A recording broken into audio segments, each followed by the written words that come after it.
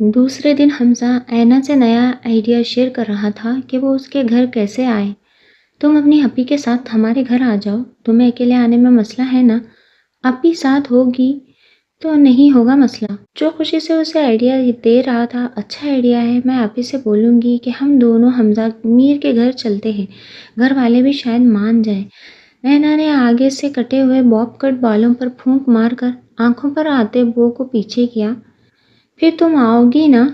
اس کے جواب پر حمزہ کا چہرہ کھل اٹھا تھا۔ فرقان اپنے بھائی کی کلاس میں روز آتا تھا اور وہ اینا اس کی الرجی کا روز پوچھا کرتی تھی۔ ڈاکٹر کو دکھایا ہے آپ نے؟ یہ نشان پھیل رہا ہے۔ اینا حد سے زیادہ سب کے لیے فکر مند ہو جایا کرتی تھی۔ اسے حمزہ کا غصہ بھی بھول گیا تھا جو اس کے بات کرنے پر کچھ دن پہلے اس نے کیا تھا۔ یہ ٹھیک ہو جائے گا، بس کچھ وقت درکار ہے۔ آپ کبھی ہمارے گھر آئے نا، آپ کے گھر کے پاس ہی ہے ہماری کالونی، زیادہ دور بھی نہیں ہے۔ پھر کب آ رہی ہیں؟ فرقان نے خود سے سارا پلان ترتیب دیا اور اب ضد کر رہا تھا، جبکہ حمزہ میر نے کبھی اینا کے ساتھ زبردستی سے گھر نہیں بلایا تھا۔ وہ چاہتا تھا اینا اپنی رضامندی سے اس کے گھر آئے۔ حمزہ نے آپی کے ساتھ آنے والے مشورے کے بعد دوبارہ نہیں کہا تھا، میں ایسے نہیں آ سکتی، پرمیشن لینی پڑتی ہے۔ اینا نے جواب دیا اور اس جگہ چلی گئی جہاں حمزہ کھڑا کینٹین سے اس کے لیے کھانے پینے کا سامان لے رہا تھا۔ اس کی ان دونوں کی جانب کمر تھی، ورنہ حمزہ فرقان کو اس بار نہیں چھوڑتا۔ اینا کی جانب پر فرقان بھی اپنے بھائی حمزہ اور اینا کا کلاس فیلو فرحان کی جانب بڑھ گیا۔ ماما مجھ سے پوچھ رہی تھی میں بازار سے کچھ کھا تو نہیں رہی؟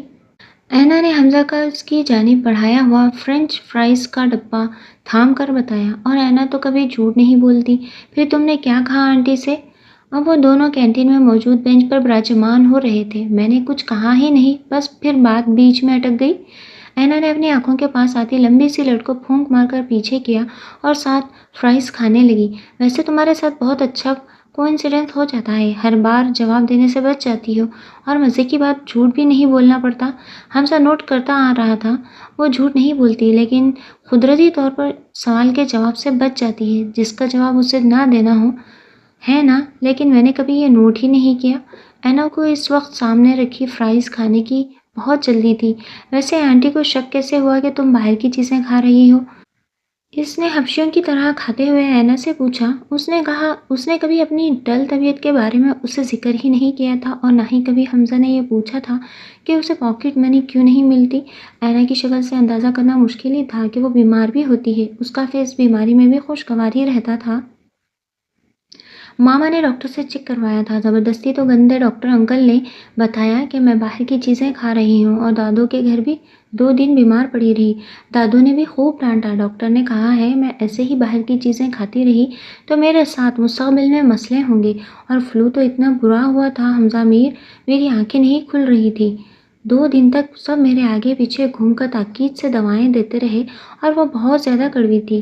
اینا نے منہ بسور کر ساری داستان سنائی تو حمزہ کی آنکھیں حیرت سے پھیل گئی۔ وہ جو اس کی خوشی کے لیے کر رہا تھا، وہ تو اس کے ساتھ سراسر زیادتی کر رہا تھا۔ ایک ہی جس سے حمزہ نے اس کے سامنے سے آدھا ہوا فرائز کا ڈبہ کھینچ لیا اور خود کھانے لگا۔ حمزہ میر واپس کرو، یہ میرا ہے، اینا نے غم و غصے سے چیخ کر کہا۔ اب سے تم مجھے کینٹین میں بھی نظر آ جاؤ، پھر بتاتا ہوں تمہیں۔ اس سے زیادہ پتھریلے تاثرات حمزہ کے تھے۔ اس کا دل کر رہا تھا اینا کو جھنجھوڑ کر پوچھے کب خود کے لیے سیریس ہوگی، لیکن یہ سب فضول تھا، پتہ نہیں وہ کب ایک سمجھدار لڑکی ہونے کا ثبوت دے گی۔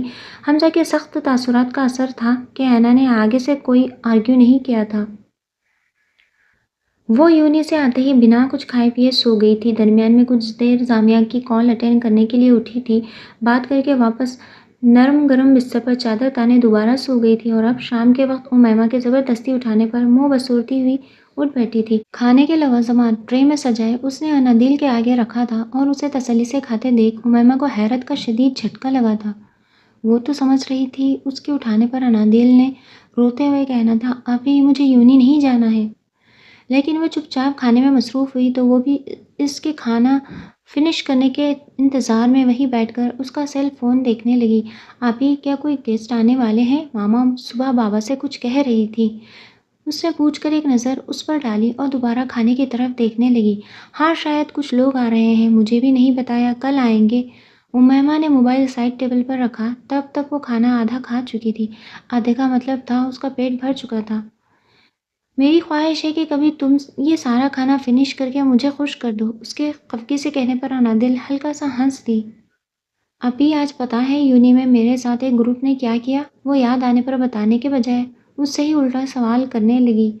उमैमा को हंसी आई लेकिन कंट्रोल करते हुए सुनने लगी, जिसका उसे अनादिल के उठने का इंतजार था। शोना बताओगी तो पता लगेगा क्या हुआ था, मैं कैसे बता सकती हूँ? उमैमा अब पूरी स्टोरी सुनने के लिए तैयार हुई थी। जानना था आखिर अनादिल यूनी ना जाने की बात क्यों नहीं कर रही। रोई भी नहीं थी और खाना भी सुकून से खाया। सब कुछ गैर मुतवक्के था। अनादिल ने यूनी की सब बातें उमैमा के कुछ गुजार की। घर वालों ने जानबूझकर अनादिल को यूनी की रैगिंग और प्रैंक नहीं बताए थे। आया वो जो पहले ही यूनी के फोबिया का शिकार थी, कहीं फिर जिद पर अटक जाए। और पढ़ाई बहुत ज़रूरी थी, लेकिन सच शुक्र उसकी मदद को कोई तो पहुंचा था। उमैमा सब कुछ सुनकर घबरा चुकी थी। और अगर कोई मदद ना करता और अनादिल को कुछ हो जाता तो ये सोच भी उसे खौफजदा कर गई। लाख उसे बहादुर बनाने के दर्ज देते मगर सब रायगां चले जाते थे और वो जैसी थी वैसी ही रहती थी। बचपन से अब तक ना हालात ने उसे बदला था, ना ही उमैमा की कंपनी ने।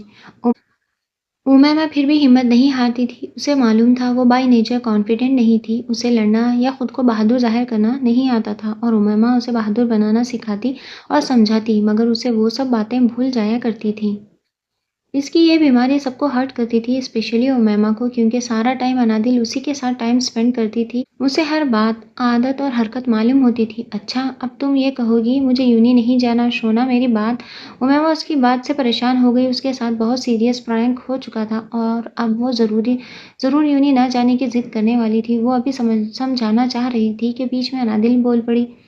अभी अगर मैंने ऐसा किया तो जामिया मुझे घर से उठाकर ले जाएंगी। उन्होंने आज शाम ही कॉल पर धमकी दी है। मुझे यूं नहीं जाना पड़ेगा।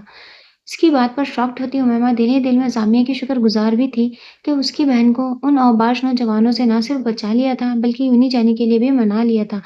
और उसकी हरकतें बताने पर उमैमा हंसे जा रही थी। पागल क्लास फेलोज को भाई और आपी नहीं कहते, बैड मैनर समझा जाता है, स्पेशली यूनी लेवल पर miss, ma'am, sir, excuse me ये सब कह कर मुखातिब किया जाता है। वो अपनी बहन की मासूम बातों पर हंसते हुए बताने लगी, मैं वही देख रही थी, तुम्हारे मोबाइल में नया कॉन्टैक्ट नंबर है जामिया डॉन के नाम से। उसने चेक करते हुए मोबाइल में नंबर देख लिया था। अनादी ने सिर्फ जामिया लिखा था, जबकि उससे मोबाइल लेकर जामिया अपने नाम के आगे डॉन लगा चुकी थी। ये बात उमैमा को बताई तो वो हंसने लगी। क्या चीज़ थी वो? उमैमा इसके मोबाइल और लैपटॉप पर चेक रखती थी, ऐसा ना हो किसी भी बुरी सिचुएशन में कहीं खौफ से खुद पर जबर करती रहे बताने के बजाय। और वो वक्तन फ़ौक़्तन लैपटॉप से एनिमेटेड मूवीज़ भी डिलीट करती रहती थी, वरना रात को नींद न आने पर जागकर अपनी आँखों और सर दर्द की परवाह किए बगैर मूवी में मगन रहती थी। और सुबह उसकी आँखों के सुर्ख डोरों से मालूम होता था वो पूरी रात सो नहीं पाई है। ओके अभी मैं समझ गई। अनादिल अब उसके बराबर में आकर बैठ चुकी थी। चलो अच्छा हुआ जामिया के डर से ही सही, लेकिन अब हमारे कानों को ये नहीं सुनना पड़ेगा। मुझे नहीं पढ़ना, मुझे यूनी नहीं जाना। उमैमा ने उसकी एक्टिंग करते हुए कहा तो वह हस्ब तौक़ा छिड़ गई। अभी वो बहुत अच्छी है, मुझे अपने साथ ही रखा ऑल टाइम। मैं अगर यूनी ना जाऊँ तो वो मुझे उठाकर ले जाएंगी uni, but I am okay. मुझे एक प्रोटेक्टिव फ्रेंड मिल गई। जामिया से दोस्ती के बाद जहाँ उसे ऐसा सहारा मिला था जिस पर डिपेंड कर सके, वहीं वो बुरी तरह फंस चुकी थी। यूनी जाती तो अपने अंदर का डर बेचैन रखता था, ना जाती तो जामिया का डर सर पर सवार होता था। मगर अब भी सब बातों के बाद यूनी जाने का सोच कर ही परेशान हुई और आंखों में उससे पहले के सैलाब आता। उमैमा को महर उन्निसा बेगम ने बुला लिया। वो कुछ देर बाद आने का कहकर चली गई, जबकि वह उदासी से सोचने लगी कि कल यूनियन जाना चाहिए या नहीं। अगर जामिया नहीं आई और वो किसी दूसरी मुसीबत में फंस गई तो उसकी सोचें उसे बेचैन किए हुए थी, जो उसके साथ पहले रोज़ हो चुका था। अकेले यूनी जाने को सोचना भी उसे खौफ से दो चार कर रहा था। आज एक प्रोफेसर नहीं आए थे जिनके बारे में जामिया ने बताया था। वो बहुत स्ट्रिक्ट है, सख्त लहजा बर्दाश्त करना मुश्किल तरीन काम था। अब नई टेंशन अनादिल ने अपने सर पर सवार कर ली थी, वो थी प्रोफेसर का सख्त रवैया। अपने आप को अफसोचों से बचाने के लिए वो लैपटॉप उठाती एनिमेशन मूवीज़ की कलेक्शन में से एक मुंतखब करके उसे लगाए बैठ गई। जब तक उमैमा रात के खाने पर उसे बुलाने नहीं आएगी, उसे कमरा में बंद रहकर लैपटॉप के आगे बैठे रहना था और एनीमे देखते हुए वो हर फिक्र से आज़ाद होती थी। نور جلے پاؤں کی بلی کی طرح اپنے روم میں شدید غم و غصے کی حالت میں چکر کاٹ رہی تھی۔ وجہ حمزہ کا ڈنر پر انہیں جوائن نہیں کرنا تھا۔ اس نے صرف اپنے بابا کو دکھانے کے لیے ہی تھوڑا بہت کھانا کھایا تھا، ورنہ حلق سے حمزہ میر کے نہ ہونے پر نوالے نیچے ہی نہیں اتر رہے تھے۔ جتنا وہ اسے دیکھنے کے لیے پاگل ہوتی تھی اتنا وہ اس کے سامنے کم آتا تھا۔ وہ اسپیشلی اسی کے لیے بھرپور تیار ہو کر آئی تھی، لیکن اس کی تمام تیاریاں رائے گاہ گئی تھی۔ کوئی اسے پوچھتا جب کوئی انسان آنکھوں کو اتنا بھا جائے کہ ہر پل اس صورت کو دیکھنا چاہے، دل میں ایسے اتر جائے کہ دیکھتے ہی دھڑکن تیز ہو جائے، اور ایسا زندگی جیسا انسان نظر نہ آئے، ایسا انسان جسے سامنے بٹھا کر دیکھتے رہو اور ساری عمر گزر جائے تب بھی کم لگے، وہ انسان زندگی کے کچھ پل بھی میسر نہ ہو تو کیسا لگتا ہے؟ کوئی نور سے پوچھتا کتنی تکلیف ہوتی ہے؟ وہ پاگل ہو رہی تھی۔ دن بدن حمزہ کی محبت اسے اندر تک جلاتی جا رہی تھی۔ وہ تھا کہ بے نیاز اور لاپرواہ۔ ڈریسنگ پر رکھے تمام پرفیومز کو نیچے زمین پر پھینکتی وہ اپنے بال نوچنے لگی۔ آنسو مسلسل آنکھوں سے بہہ رہے تھے، جس کی وجہ سے کاجل کی لکیریں بن گئی تھی۔ وہ کچھ سوچ کر تلخ سا ہنس کر اٹھی۔ خود میں امید جگاتی وہ دوبارہ اپنا چہرہ صاف کرتی، پہلے سے زیادہ اپنے آپ پر وقت لگا کر تیار ہوئی۔ وہ میک اپ نہ بھی کرتی تو اچھی لگتی تھی، حسین اور طرح دار تھی۔ عام لڑکی نہ تھی، آئیڈیل ہائٹ، نازک سی سفید رنگت والی انتہا کی حسین لڑکی تھی۔ دیکھنے والوں کو کمی ڈھونڈنے سے بھی نہیں ملتی تھی۔ ایک وہ حمزہ میر تھا جو دیکھنا تک گوارا نہیں کرتا تھا۔ اسے لگتا تھا میک اپ اور اسٹائلش کپڑے لوگوں کو متوجہ کرتے ہیں، اور حمزہ میر کے علاوہ وہ سب کو ہی متوجہ کرنے میں کامیاب تھی، مگر جس کی توجہ حاصل کرنے کے لیے اتنی محنت کرتی تھی وہ ایک نظر دیکھنا بھی گوارا نہیں کرتا تھا۔ جانے کیسا سرد مزاج پتھر جیسا انسان تھا جو پگھلتا ہی نہیں تھا، اور اس مغرور انسان کی نظر اندازی اور بے نیازی سے نور پیچھے ہٹنے کے بجائے مزید اس کے سحر میں جکڑتی جا رہی تھی۔ وہ تھا ہی ایسا دلکش اور پاگل کر دینے والا۔ نور کو لگتا تھا اس میں حسن کے ساتھ ساتھ غرور اور انا کوٹ کوٹ کر بھری ہوئی تھی۔ وہ کبھی جان ہی نہیں پائی وہ سخت مزاج اور ظالم انسان دراصل کیسا ہے۔ وہ ڈریس بھی چینج کر چکی تھی، ریڈ کلر کی ٹی شرٹ پر وائٹ پینٹ اور ریڈ لپسٹک لگائے وہ حمزہ کے روم کی جانب بڑھ گئی۔ ایک نظر اپنے بابا کے روم پر ڈالی جو بند تھا، یعنی وہ سو رہے ہوں گے۔ رات کے 12:30 بجے وہ حمزہ میر کا روم نوک کر رہی تھی۔ حمزہ میر جاگ ہی رہا تھا اور سوچوں اور یادوں نے ہمیشہ کی طرح نیند چھین لی تھی اور دماغ شل کر دیا تھا۔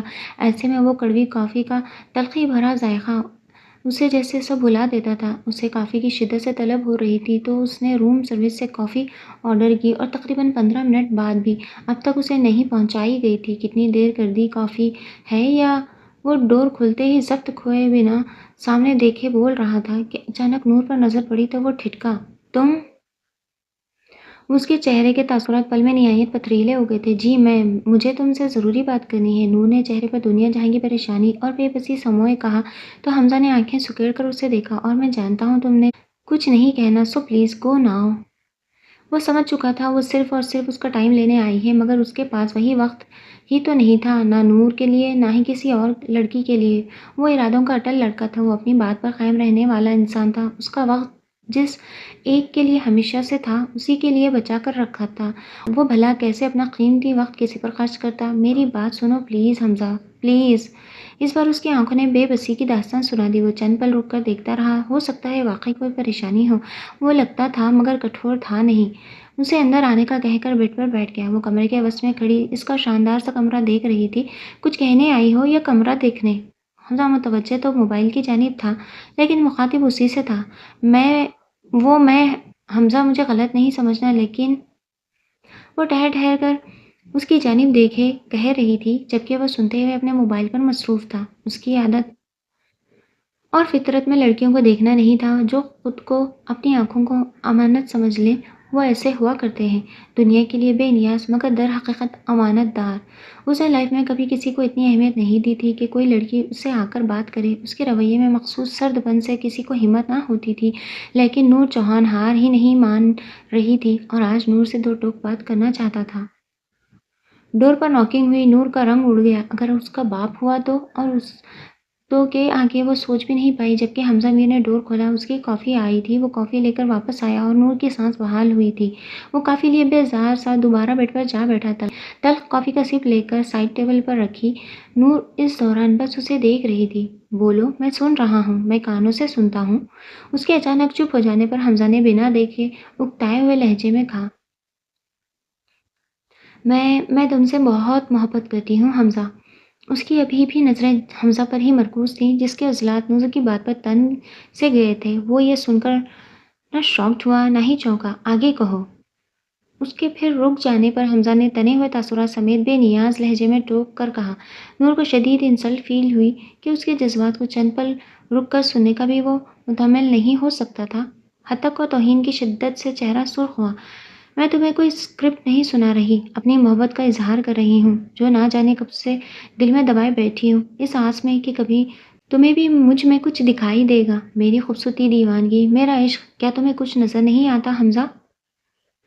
اب کے نور نے ان کے درمیان 5 قدم کا فاصلہ طے کر کے بے بسی سے کہا۔ میں نے کبھی تمہاری کسی بات پر حوصلہ افزائی نہیں کی، تو مجھ پر یہ سب ہتھ کنڈے استعمال کرنے کی ضرورت نہیں ہے۔ حمزہ نے درستگی سے کہا۔ وہ آنکھوں میں جذبے سموئے ابھی بھی حمزہ کو دیکھ رہی تھی۔ حمزہ میر کافی کا کپ اٹھاتے اٹھاتے رک گیا اور اب اس کے مقابل کھڑا اسے غصے سے دیکھ رہا تھا۔ معلوم ہے مجھے کہ تم نے کبھی مجھے صحیح سے دیکھا بھی نہیں ہے، لیکن حمزہ پلیز بلیو می، مجھ سے زیادہ تمہیں کوئی نہیں چاہ سکتا۔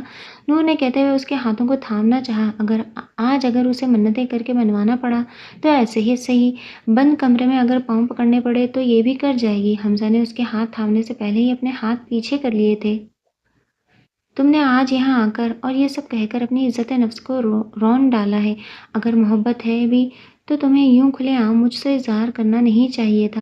میں کبھی بھی تم سے تو کیا، تم جیسی کسی لڑکی سے بھی شادی نہیں کروں گا۔ تمہارے باپ نے اس وقت تمہیں میرے کمرے میں دیکھ لیا تو سوچو ان پر کیا گزرے گی۔ حمزہ میر کا چہرہ اور آنکھیں غصے کی وجہ سے سرخ ہو رہی تھی، مگر وہ آج ضبط کیے بول رہا تھا۔ پھر آگے بڑھ کر روم کا ڈور کھولا اور یہ اشارہ تھا کہ وہ اب جا سکتی ہے، مگر اسے یوں ہی کھڑے پایا تو اس کی طرف بڑھا اور اسے کھینچتے ہوئے کمرے سے نکالنے لگا، لیکن نور نے اسی وقت حمزہ کی شرٹ کو مٹھی میں دبوچ لیا۔ شرٹ چھڑوانے کے چکر میں اس نے جب نور کا ہاتھ چھوڑا تو نور نے بنا وقت ضائع کیے اپنا سر اس کے سینے سے ٹکا دیا۔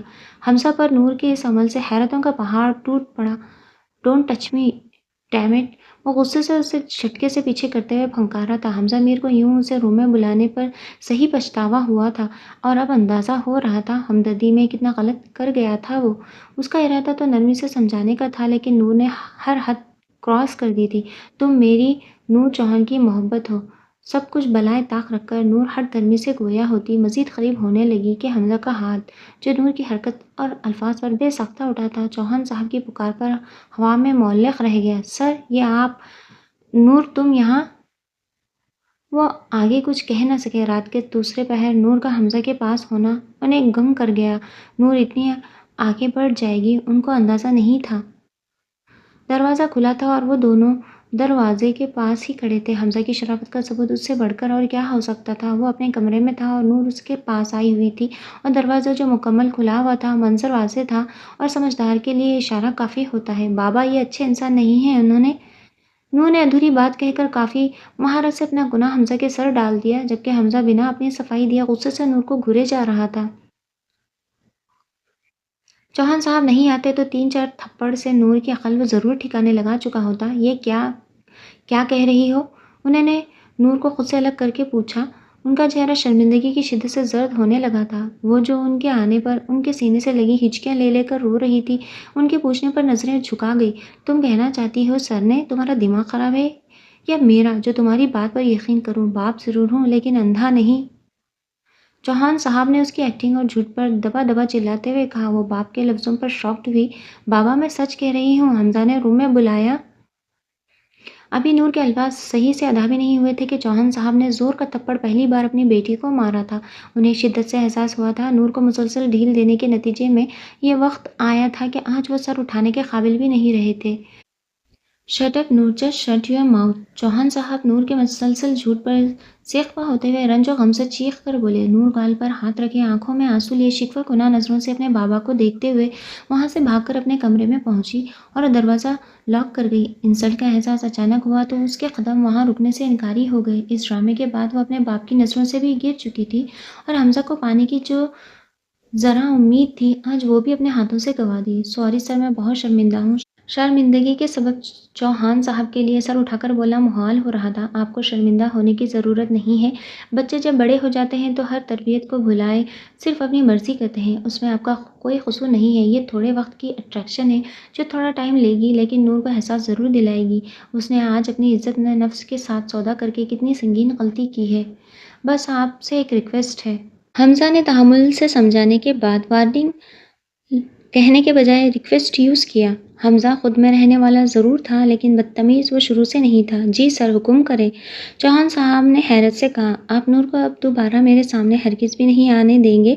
उसने रिक्वेस्ट लफ्ज़ का इस्तेमाल किया था मगर लबो लहजा में वाज़ेह वार्निंग थी। चौहान साहब को उसके सर्द अंदाज ने बहुत कुछ जता दिया था। वो इस बार माफ़ कर गया था, नेक्स्ट टाइम नहीं कर पाएगा। ओके सर, मेरी कोशिश होगी आपका उससे सामना नहीं हो। वो कहकर कमरे से बाहर चले गए। हमजा गहरी सांस खारिज करके दरवाजे को बंद किया और बेड पर गिरने के से अंदाज में लेट गया। नूर ने हमजा को अपनी हरकत और बातों से बहुत अपसेट किया था। वो आंखें मूंदे सर पर तकिया रख गया।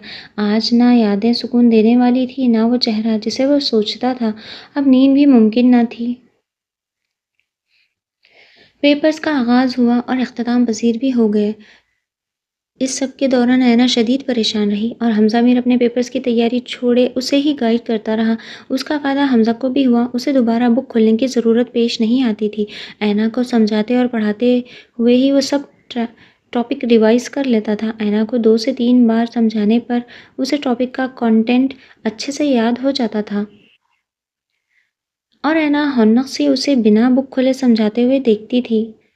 हमजा मीर, मुझे याद हो गया है, बस करो, सर दुख रहा है अब तो। वो मुसलसल पढ़ते पढ़ते उसे रोक कर यही कहती थी। उसने शायद ज़िंदगी में पहली मर्तबा इतनी स्टडी एक साथ की थी। वो ऐना के लिए घर से फ्रेश जूस बनवा कर लाता था और ज़बरदस्ती उसे फिनिश करवाता था। शायद अनजाने में जो हमजा खाने पीने के मामले में कोताही कर चुका था उसका अजाला करना चाहता था। पेपर्स के बाद अपनी आपी के साथ हमारे घर आना। मैंने दादी और मॉम को भी बताया है, ऐना हमारे घर आएगी। हमजा पुरमसरत सा उसे देखकर बताने लगा। वो अपनी किसी खुशी का इजहार करता था तो उसकी आंखों में सुनहरी जुगनू जगमगाते थे। हाँ आऊँगी, लेकिन अभी तक आप ही से बात ही नहीं की मैंने। हमजा मीर, अगर मैं नहीं आ सकी तो तुम मुझसे नाराज़ हो जाओगे?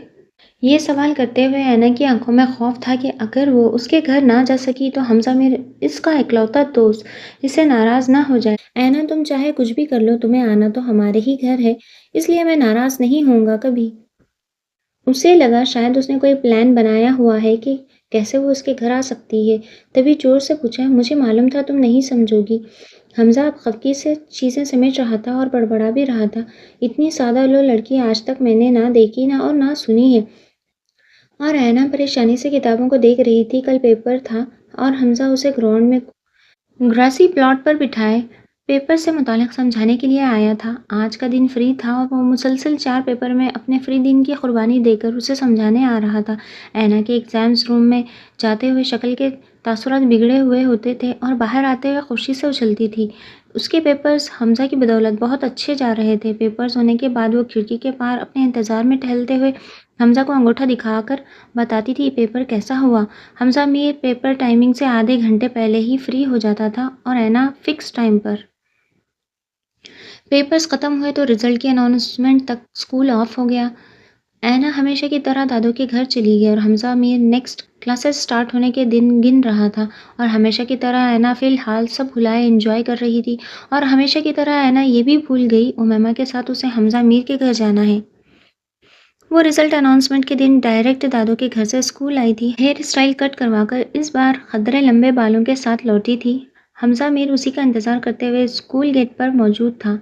रेड और ब्लैक कलर की फ्रॉक में वो डॉल से कम नहीं लग रही थी। आगे से बॉब कट बाल जिन्हें मज़ीद छोटा किया गया था। ये स्टाइल बना ही उसके चेहरे के लिए था।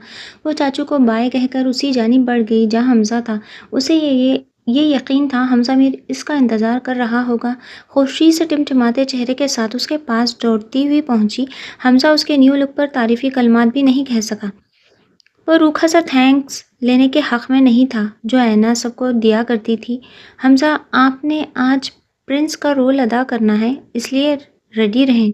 टीचर ने तेज़ी से बोलते हुए अचानक हमजा के सर पर बम फोड़ा। اس نے اینول فنکشن میں اپنا نام ہی نہیں لکھوایا تھا کہ اینا نے پہلے ہی کہہ دیا تھا وہ چھٹیوں میں دادو کے گھر جائے گی۔ پڑھ پڑھ کر اسے پتا نہیں کیا کیا ہو گیا تھا، یہ تو اینا ہی جانتی تھی۔ میم میں نہیں کر سکتا پرنس کا رول، اور میں نے کوئی پریکٹس بھی نہیں کی ہے اس رول کی، حمزہ نے اپنے غصے کو دباتے ہوئے کہا۔ وہ سامنے موجود سنڈریلا کو دیکھ کر کہہ رہا تھا، جو ان کی کلاس فیلو روزی تھی، وہ حمزہ کو پسند کرتی تھی۔ حمزہ کے پرنس بننے کی خوشی میں مسکرا کر اسے دیکھ رہی تھی، جیسے کہہ رہی ہو ٹیچر کی بات تو ماننی پڑے گی، اور میرے پرنس تو تم ہی ہو۔ حمزہ کو اس کی چپکو طبیعت سے ویسے ہی بہت الجھن محسوس ہوتی تھی، کجا کے اس کے ساتھ ایکٹ کرے۔ حمزہ آپ کو ایک بار ایکٹ کر کے دکھایا جائے گا، پھر آپ اسے ذہن نشین کر لینا۔ یہ کام آپ کے لیے، بلکہ کوئی بھی کام آپ کے لیے مشکل تو نہیں ہے، اور یہ ایک چھوٹا سا ایکٹ ہے، یہاں ایکٹنگ سے زیادہ لکس دیکھے جاتے ہیں اور آپ پرنس لگتے ہیں۔ ٹیچر نے صورتحال سے نمٹنے کے لیے سچ جھوٹ ملا کر اس سے بہلانا چاہا۔ انداز التجائیہ تھا۔ ٹھیک ہے، لیکن میری ایک شرط ہے۔ وہ اب اتنا بھی بد لحاظ نہیں تھا کہ ٹیچر سے ریکویسٹ کروائے، اس لیے مان گیا، ساتھ اپنی خواہش کا بھی اظہار کر دیا۔ جی جی بتائیے، کیسی شرط؟ ٹیچر اس کی نیم رضامندی پر خوش ہوتے ہوئے بولی۔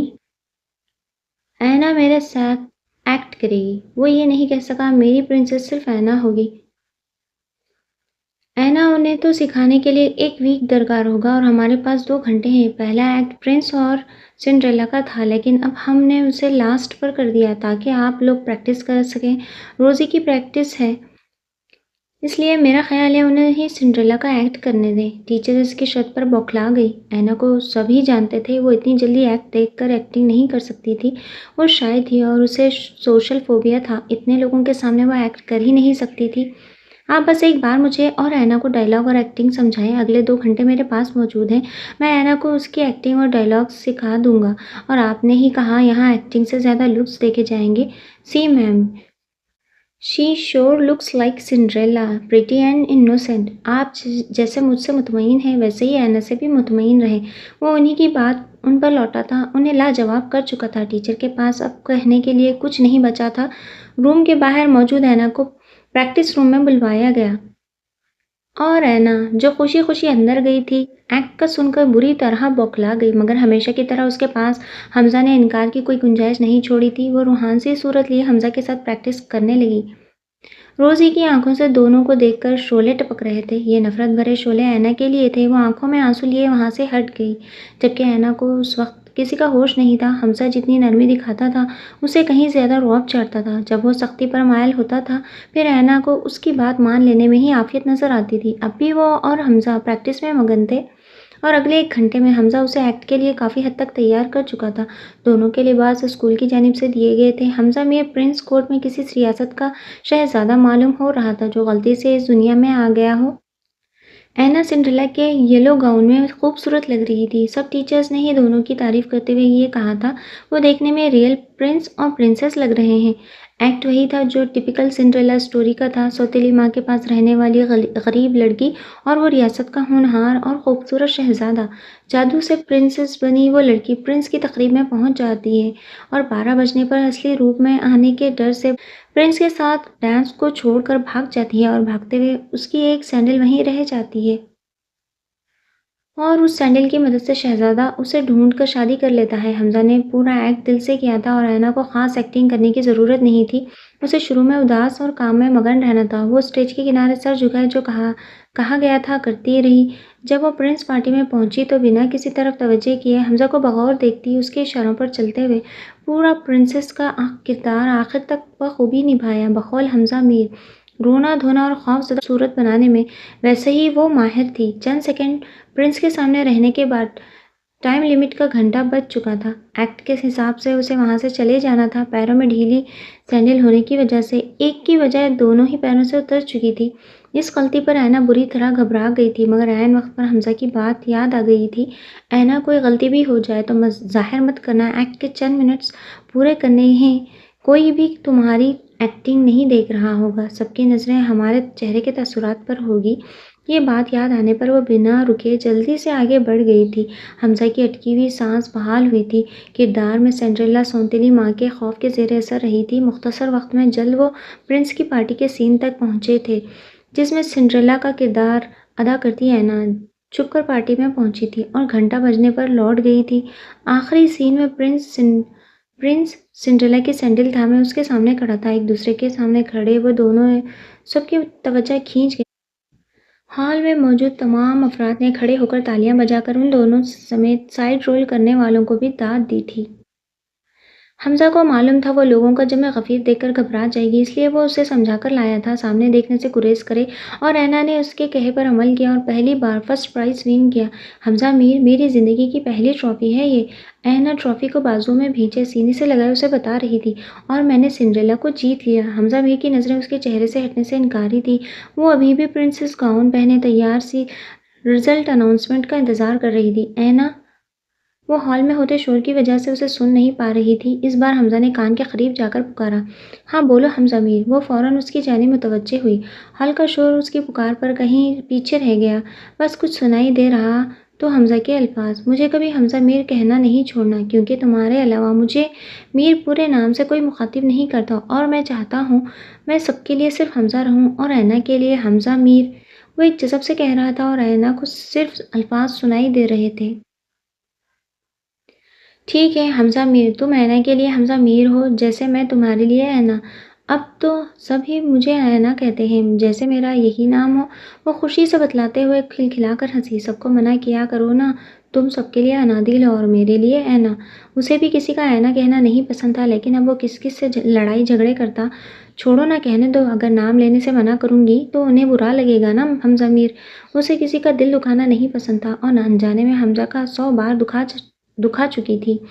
حمزہ خاموشی سے سامنے اسٹیج پر اناؤنس ہوتے رزلٹ کی جانب متوجہ ہو گیا۔ یہ تو طے تھا، اینا حمزہ کو نہیں سمجھ سکتی تھی، مگر حمزہ سے بڑھ کر اینا کو کوئی سمجھ نہیں سکتا تھا۔ دونوں ساتھ تھے، مگر ایک کے لیے یہ ساتھ عادت تھی، دوسرے کے لیے یہ ساتھ زندگی کی اشد ضرورت بن چکا تھا۔